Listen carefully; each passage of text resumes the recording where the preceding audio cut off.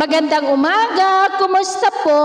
Narito po ulit ang update natin para sa lagay ng ating panahon ngayong umaga po ng June 22, 2025. Sa ngayon po ay iba't ibang weather system ang umiiral sa paligid po ng ating bansa. Ang habagat ay nandyan po sa may kanluran at mayroong intertropical convergence zone na nag-i-extend pa rin dyan sa may Mindanao at easterlies o mainit na hangin na mula sa silangan o Pacific Ocean ang umiiral sa Luzon at Visayas, lalo na po sa silangang bahagi. Mayroon pong LPA sa labas ng ating area of responsibility, dyan po sa silangan ng Philippine Sea, pero hindi na po yan banta dito sa ating bansa.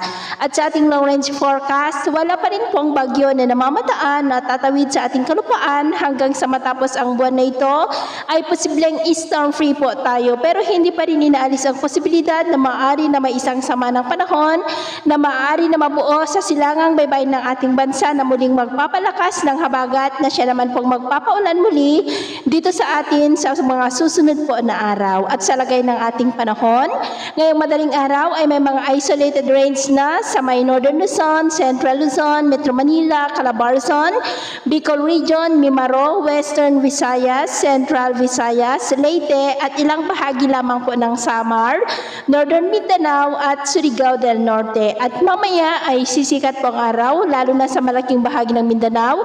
Ngunit maulap pa rin ang kalangitan with isolated rain sa may Cordillera, ilang bahagi ng Cagayan, Nueva Vizcaya, Central Luzon, Metro Manila, Calabarzon, Bicol Region, Mimaro, Panay Island, Negros, Bohol, ilang bahagi ng Leyte at Northern Samar. At mamayang hapon may mga isolated rains pa rin sa ilang bahagi ng ating bansa.